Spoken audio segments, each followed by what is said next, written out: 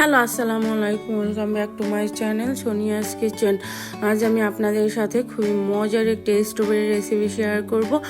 আর এর জন্য আমি 200 গ্রামের মতো স্ট্রবেরি ওয়াশ করে নিয়েছি সুন্দর করে।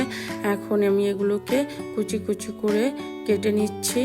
আর এগুলো আমার কাটা হয়ে গেছে। এখন আমি এগুলোকে একটি ব্লেন্ডার জারে নিয়ে নিচ্ছি।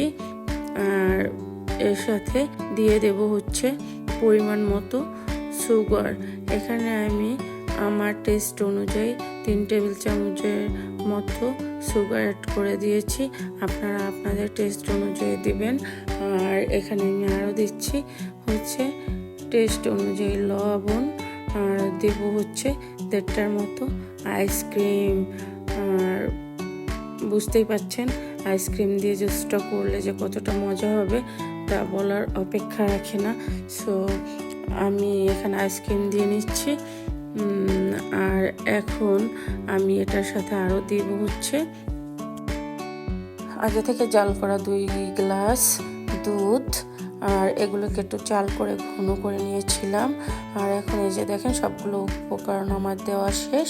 এখন এগুলোকে আমি ব্লেন্ড করে 2টো সার্ভিং গ্লাসে সার্ভ করে নেব।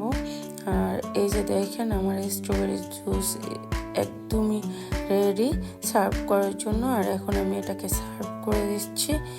আর এভাবে আপনারাও বাসায় বানিয়ে খাবেন এই গরমে। এরকম একটা কলিজা ঠান্ডা করার মতো ড্রিঙ্কস থাকলে আর কিছুই লাগে না। তো আমাদের ভিডিওটা যদি ভালো লাগে তাহলে likes, share, comments, follow, subscribe দিয়ে আমাদের পাশে থাকবেন। আমাদের ইউটিউব চ্যানেলটা সাবস্ক্রাইব করে আসবেন।